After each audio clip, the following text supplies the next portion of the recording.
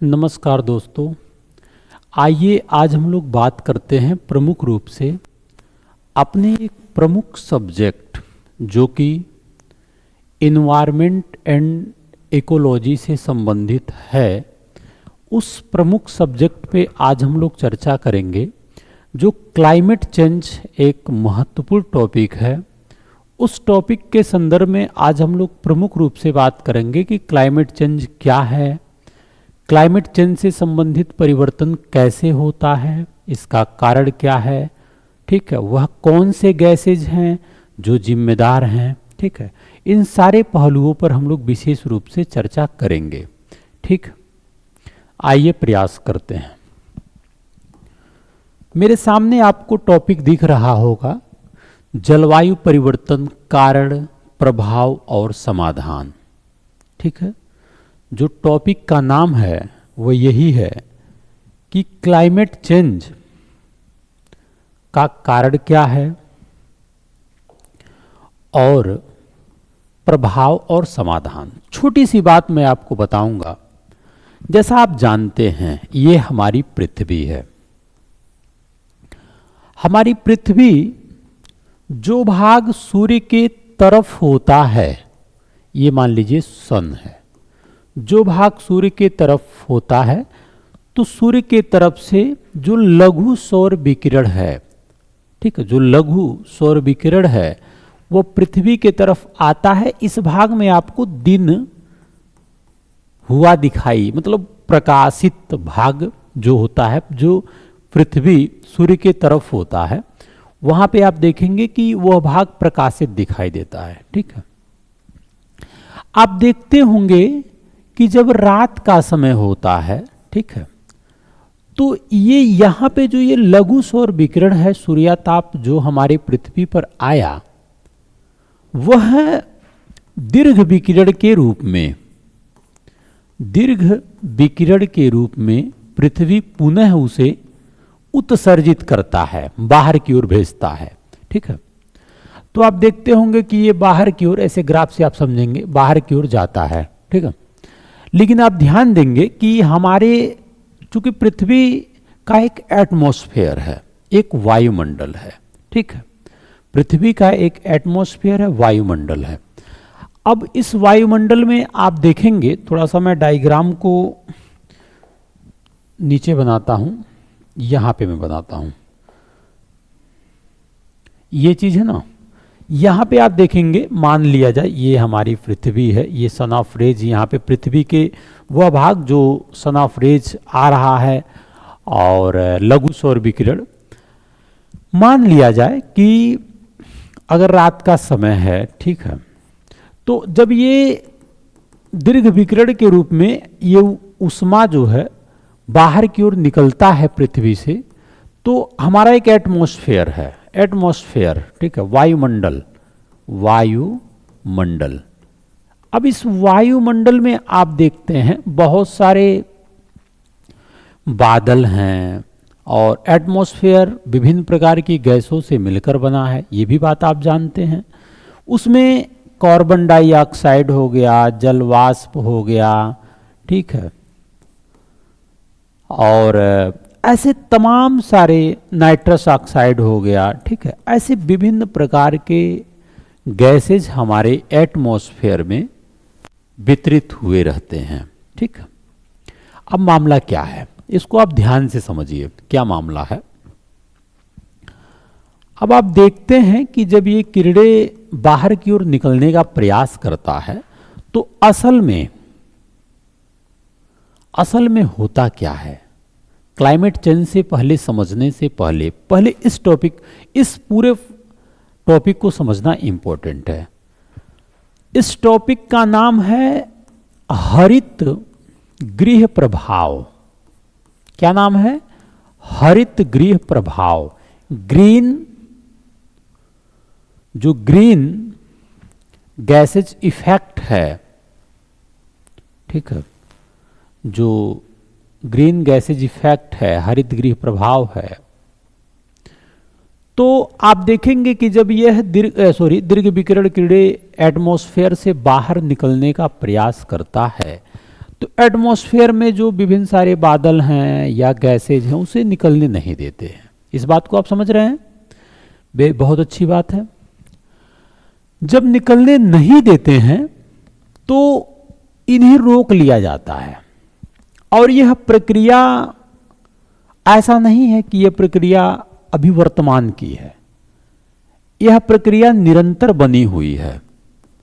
यह जो प्रक्रिया है यह प्रक्रिया निरंतर बनी हुई है। एक बात जो बेहद इंपॉर्टेंट है, हरित गृह प्रभाव इस पूरे प्रक्रिया को कहते हैं। जो गैसेज निकलना जो दीर्घ विकिरण, जो लघु सौर विकिरण आया पृथ्वी पर, जब वह धीरे धीरे रात हो रहा है तो फिर पृथ्वी जो है उस उष्मा को बाहर की ओर जाने के लिए, जिसे हम दीर्घ विकिरण के रूप में जानते हैं, निकलना चाह रहा, लेकिन एटमॉस्फेयर में विभिन्न सारे गैसेज, जलवाष्प, कार्बन डाइऑक्साइड, बादल इसको रोक रहे हैं जाने से। तो मान लिया जाए कि कुछ तो रोकते हैं, कुछ निकल जाते हैं। जब ये प्रक्रिया कुछ रुकता है, कुछ निकल जाता है, तो अभी तक जो हमारा टेम्परेचर है पृथ्वी का 15 डिग्री सेंटीग्रेड हम मानते हैं, ठीक है, जो बना रहता है, जिससे आप देखते होंगे कि रात के समय में पृथ्वी अधिक ठंडी नहीं होती है। तो यहां से एक फैक्ट निकल के आता है। वह क्या है? फैक्ट यह है कि जब पृथ्वी अधिक ठंडी नहीं होती है रात के समय, तो जीवन के लिए तो यह बहुत महत्वपूर्ण घटक है।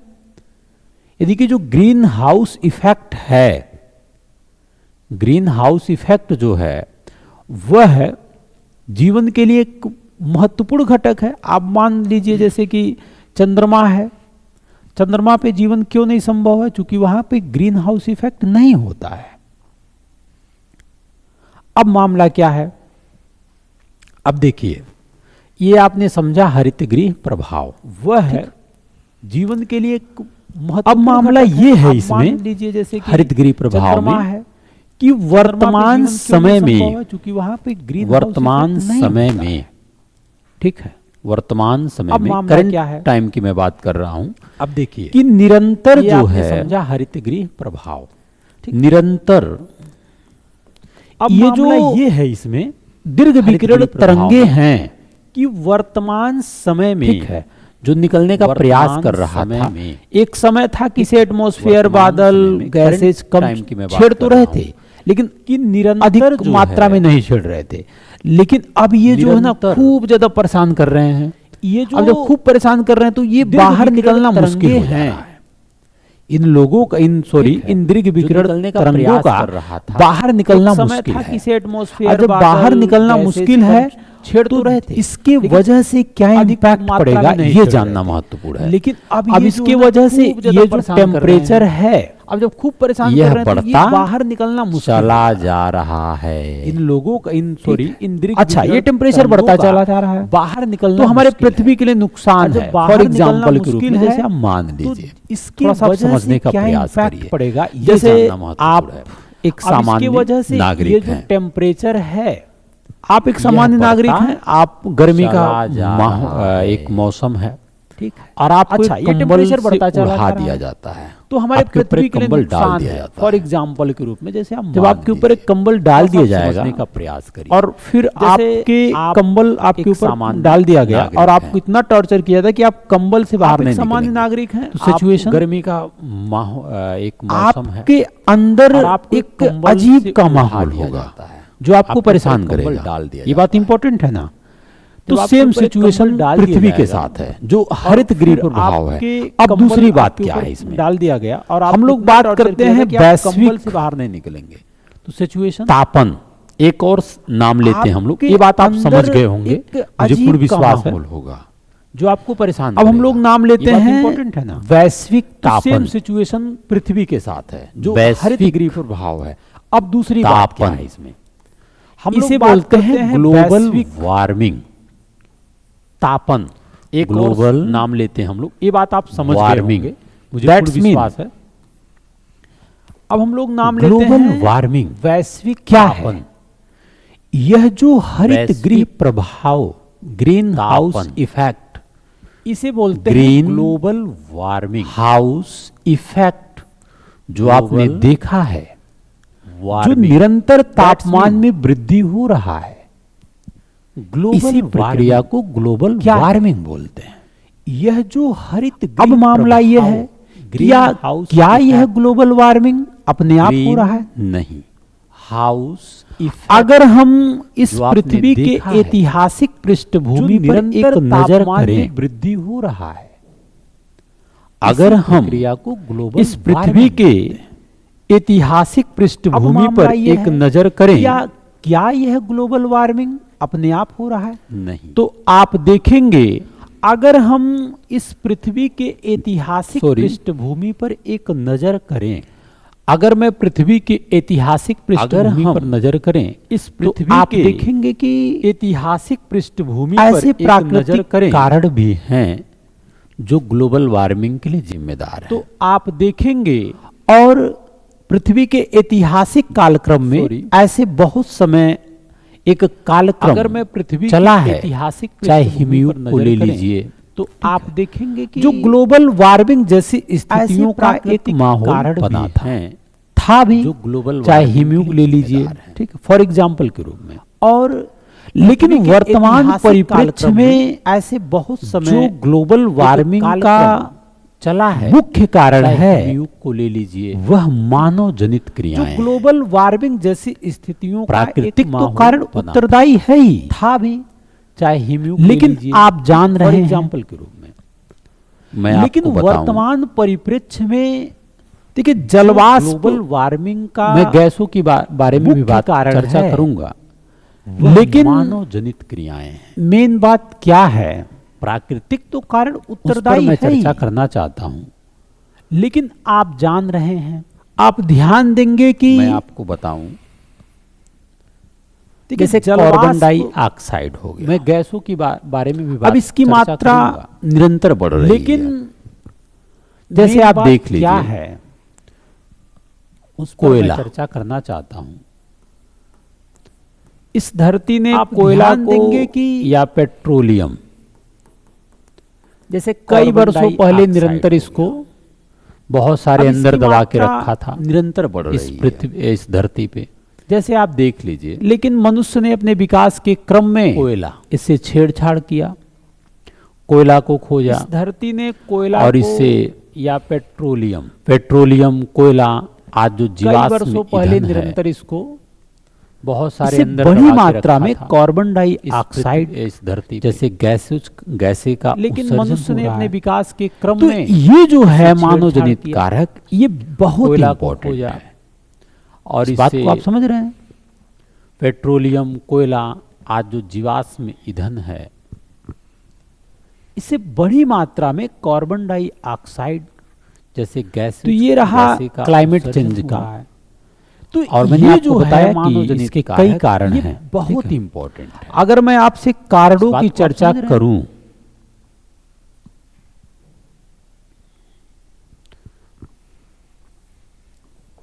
तो आपको मैं दिखा रहा हूं प्राकृतिक कारण इसके कौन कौन से हैं, और जलवायु परिवर्तन के प्राकृतिक कारण। देखिए, अगर मैं आपसे कारणों की चर्चा करूं, महाद्वीपीय बहाव,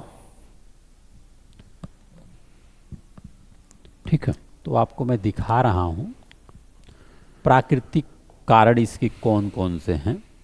जलवायु परिवर्तन के ये सिद्धांत, महाद्वीपीय बहाव जो है, ये सिद्धांत इस धारणा पर आधारित है कि लगभग 300 मिलियन वर्ष पहले सभी महाद्वीप एक साथ मिलकर सुपर कॉन्टिनेंट के रूप में जो पैंजिया, ये सिद्धांत का निर्माण कर चुके थे, जो है ये बात आप समझ रहे हैं। इस धारणा पर जो अपनी वर्तमान स्थिति से बहुत दूर दक्षिण में मिलियन अक्षांशों पर सभी महाद्वीप, ठीक है, लेकिन साथ मिलकर सुपर कॉन्टिनेंट, देखिए क्या मामला है, सुपर कॉन्टिनेंट के रूप में पारिस्थितिकी से उभरने वाला यह क्रांतिकारी सिद्धांत बताता है कि हिमाच्छादित भूभाग के बड़े टुकड़े अपने बिखरे हुए उपोष्ण कटिबंधीय स्थानों तक कैसे पहुंचे।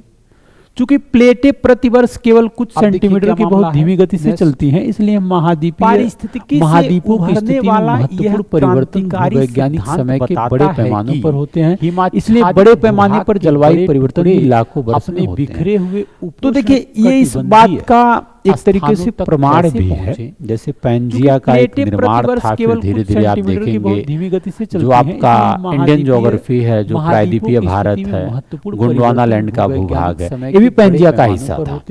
तो फिर धीरे धीरे आके वो जुड़ता गया। आप देखेंगे ना ये जो भाग है ये धीरे धीरे आके जुड़ता गया। ठीक है, तो ये सब क्या है, एक प्राकृतिक जैसे पैंजिया ठोस कारण है कि क्लाइमेट चेंज का एक धीरे धीरे परिवर्तन हुआ है। आपका इंडियन ज्योग्राफी है, जो प्रायद्वीपीय भारत है, मैं बात कर रहा हूँ ज्वालामुखी, ये भी पैंजिया का हिस्सा था। तो फिर धीरे धीरे आके वो जुड़ता गया। ज्वालामुखी, देखिए ज्वालामुखी जलवायु ये धीरे धीरे परिवर्तन आके को जुड़ता प्रभावित गया, ठीक है। करता है। तो ये सब क्या बड़े है? विस्फोटकों के दौरान ठोस कारण है कि क्लाइमेट गैस, चेंज का एक जलवाष्प, धीरे-धीरे धूल के परिवर्तन कण हुआ और है। राख की भारी मात्रा, ये जो बात कर रहा स्ट्रेटोस्फीयर हूं होता है, जो ज्वालामुखी। समताप मंडल होता है, समताप मंडल में प्रवेश करती हैं। देखिए ज्वालामुखी जलवायु परिवर्तन इसके को वजह से, प्रभावित चूंकि करता ज्वालामुखी है। से बड़े कार्बन डाइऑक्साइड जैसी विस्फोटकों के गैसेज दौरान निकलता है, गैस, सल्फर जलवाष्प, डाइऑक्साइड, धूल के ठीक कण है, और राख की भारी मात्रा, जो कि एक ग्रीन हाउस गैस है, जो आप जान रहे हैं। स्ट्रेटोस्फीयर होता है, तो ये जो सब तो समताप खैर मंडल होता है। ज्वालामुखी वगैरह तो खैर समताप प्राकृतिक मंडल में कारण प्रवेश है। करती हैं, ठीक ठीक। इसके वजह से चूंकि ज्वालामुखी से अब मैं कार्बन बात कर रहा डाइऑक्साइड हूँ जैसी जलवायु गैसेस परिवर्तन निकलता है, सल्फर में, डाइऑक्साइड जो वर्तमान में जो आपको मैंने दिखाया है, जो कि एक ग्रीन हाउस जो मानव जनित कारक में जो आपको मैंने ये सब बताया, तो खैर ज्वालामुखी वगैरह तो खैर प्राकृतिक कारण है। उसमें आप देखेंगे कि तमाम सारे गैसेज हैं। अब मैं बात कर मैं रहा आपको हूँ एक नज़र जलवायु दिखाता हूँ। परिवर्तन में जो देखिए, वर्तमान में जो आपको मैंने दिखाया है, गैसेज कौन कौन से जो हैं, मानव जनित कारक में जो आप जैसे कार्बन डाइऑक्साइड प्रमुख रूप से, उसमें अगर आप मैं देखेंगे कार्बन कि डाइऑक्साइड की तमाम बात सारे करूं, गैसेज हैं। कार्बन डाइऑक्साइड मैं जीवाश्म आपको ईंधन, एक नज़र कोयला, दिखाता हूं। प्राकृतिक गैस और देखिए तेल, गैसेज कौन कौन ठोस से हैं। अपशिष्ट, पेड़ों जैसे और कार्बन अन्य जैविक डाइऑक्साइड सामग्रियों के जलने से प्रमुख रूप और से। कुछ रासायनिक प्रतिक्रियाओं अगर मैं जैसे कार्बन सीमेंट डाइऑक्साइड का की बात निर्माण करूं, के परिणाम स्वरूप कार्बन वायुमंडल में डाइऑक्साइड प्रवेश जीवाश्म करता ईंधन, है। कोयला, ये प्राकृतिक बात आप गैस समझ रहे हैं, और ठीक है, प्रवेश करता है। तेल, ठोस अपशिष्ट, कार्बन डाइऑक्साइड पेड़ों को और अन्य वायुमंडल जैविक से हटा दिया जलने से दिया जाता और है, कुछ रासायनिक प्रतिक्रियाओं ठीक जैसे है। सीमेंट का निर्माण वायुमंडल से हटा के दिया जाता परिणाम है या स्वरूप अलग किया जाता है वायुमंडल जब में इसे प्रवेश जैविक करता कार्बन चक्र है। के हिस्से के रूप में ये बात आप पौधे समझ रहे द्वारा अवशोषित। मेरे कहने का तात्पर्य क्या है? प्रवेश मेरे करता कहने है। का तात्पर्य यह है कि कार्बन डाइऑक्साइड, अगर मैं इसकी कार्बन स्रोत, डाइऑक्साइड इसकी को मात्रा की वायुमंडल बात से करूं ना, हटा दिया जाता है, इसका जीवन काल आप देखिए एक बार, वायुमंडल से हटा दिया जाता कार्बन है या डाइऑक्साइड अलग का किया जाता है जब इसे जीवन काल जैविक इसका कार्बन लगभग चक्र के हिस्से के रूप में पौधे द्वारा अवशोषित। मेरे कहने का 100 तात्पर्य वर्ष क्या का है। है? मेरे कहने का तात्पर्य यह है और कि यह जो कार्बन है डाइऑक्साइड, जिम्मेदार अगर मैं गैस इसकी है स्रोत, इसकी ग्लोबल मात्रा वार्मिंग के की लिए, बात करूं ना, ठीक है। इसका जीवन काल आप देखिए एक बार, कार्बन डाइऑक्साइड इसके साथ का। साथ इसके जो जीवन काल प्रमुख इसका लगभग कारक हैं वही है जीवाश्म ईंधन, 100 वर्ष का है। पेट्रोल और यह जो है पेट्रोल जिम्मेदार और कोयला गैस है के जलाने से ग्लोबल जो वार्मिंग के लिए। जीवाश्म ईंधन की उत्पत्ति होती है, यही सब कारक हैं इसके, ठीक। मीथेन, इसके साथ साथ कोयला, इसके प्राकृतिक जो गैस और प्रमुख तेल के कारक उत्पादन और हैं, परिवहन वही है के दौरान जीवाश्म ईंधन, मीथेन उत्सर्जित होता है। पेट्रोल, इसके साथ साथ पेट्रोल पशुधन और अन्य कोयला कृषि के जलाने पद्धतियों से और जो नगरपालिका जीवाश्म के ईंधन की उत्पत्ति होती है, यही सब ठोस कारक हैं। अपशिष्ट, ठीक ठीक है, सॉलिड मीथेन, वेस्ट, ठीक है, कोयला, लैंडफिल में प्राकृतिक कार्बनिक गैस और अपशिष्ट तेल के के सड़ने से भी उत्पादन और परिवहन परिवहन के के दौरान दौरान ये मीथेन का मीथेन स्रोत है, उत्सर्जित होता ठीक है। इसके साथ साथ ये भी पशुधन ग्लोबल और वार्मिंग के अन्य लिए जिम्मेदार कृषि गैस है। पद्धतियों और नगरपालिका के नाइट्रस ऑक्साइड, ठोस नाइट्रस ऑक्साइड कृषि और ठीक है, औद्योगिक सॉलिड गतिविधियों, वेस्ट, जीवाश्म ईंधन और ठोस ठीक है, अपशिष्ट के लैंडफिल दहन के में साथ कार्बनिक साथ अपशिष्ट के सड़ने अपशिष्ट से जल भी के उपचार के मीथेन दौरान भी उत्सर्जित उत्सर्जित होता ये है। मीथेन का स्रोत है। फिर है हाइड्रोफ्लोरोकार्बन, ये भी ग्लोबल वार्मिंग के लिए जिम्मेदार गैस है। Perfluorocarbon, sulphur hexa nitrous fluoride, oxide, nitrogen trifluoride, oxide, कृषि सिंथेटिक, और औद्योगिक ठीक, ये गतिविधियों, सब भी जीवाश्म ईंधन और विभिन्न ठोस अपशिष्ट औद्योगिक के दहन के साथ साथ फॉर्म जो अपशिष्ट जल के उपचार औद्योगिक के दौरान प्रक्रियाओं से उत्सर्जित उत्सर्जित होता है। फिर है हाइड्रोफ्लोरोकार्बन और फ्लोरीनेटेड गैसों का फ्लोरोकार्बन, उपयोग कभी-कभी सल्फर समताप हेक्सा मंडल के फ्लोराइड, ओजोन क्षयकारी नाइट्रोजन पदार्थों ट्राइफ्लोराइड, जैसे सिंथेटिक, क्लोरोफ्लोरोकार्बन, ये सब भी हाइड्रोफ्लोरोकार्बन विभिन्न और औद्योगिक हैलोन के विकल्प के रूप में भी फॉर्म किया जो जाता है। औद्योगिक प्रक्रियाओं से उत्सर्जित होता है। ठीक है। और फ्लोरीनेटेड point, गैसों का उपयोग कभी-कभी जलवाष्प, मंडल के ओजोन क्षयकारी जलवाष्प पदार्थों ग्रीन हाउस जैसे प्रभाव में सबसे क्लोरोफ्लोरोकार्बन, बड़ा हाइड्रोफ्लोरोकार्बन योगदान करता है और हैलोन के मनुष्य विकल्प इस के रूप गैस में भी को किया वायुमंडल जाता में है। इसकी सांद्रता को बदलने के लिए पर्याप्त मात्रा में उत्सर्जित करने के लिए सीधे तौर पर जिम्मेदार नहीं है। पॉइंट ये बात इंपॉर्टेंट है।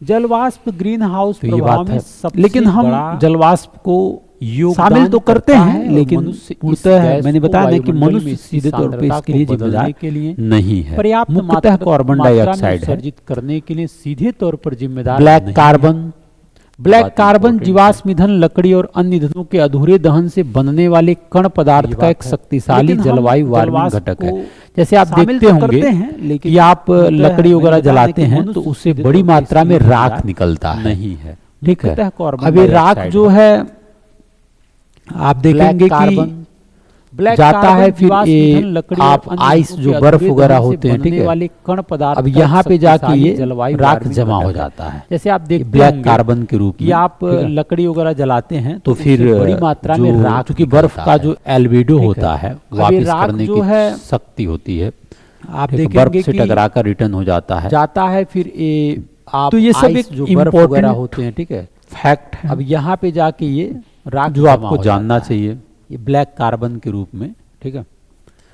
हमने तो देखिए फिर क्रम दिया है जो जो आपको बर्फ का जानना जो चाहिए। albedo कार्बन होता है, डाइऑक्साइड, वापस करने की मीथेन, शक्ति होती है। नाइट्रस ऑक्साइड, बर्फ से टकराकर हाइड्रोफ्लोरोकार्बन रिटर्न हो जाता है। परफ्लोरोकार्बन, ये सल्फर सब एक हेक्साफ्लोराइड। important ठीक है, ये fact इंपॉर्टेंट है जो आपको जानना चाहिए। हमने देखिए क्रम दिया है जो आपको जानना चाहिए। कार्बन डाइऑक्साइड, अब मीथेन, थोड़ा सा इसका मैं नाइट्रस ऑक्साइड, इम्पैक्टेशन की बात कर रहा हूँ कि क्या अभी तक क्या इम्पैक्ट पड़ा है, ठीक है, ये और important है। भविष्य में क्या संभावनाएं हैं।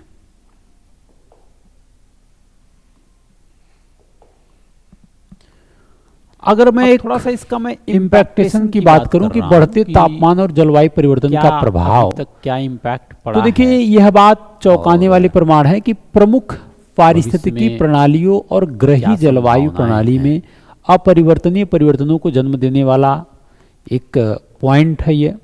चरम मौसम अगर की मैं एक घटनाएं ये भी इम्पैक्टेशन कारक की है बात करूं कि और बढ़ते इस तापमान क्लाइमेट और को ग्रही जलवायु परिवर्तन को भी का चेंज कर प्रभाव। सकता है।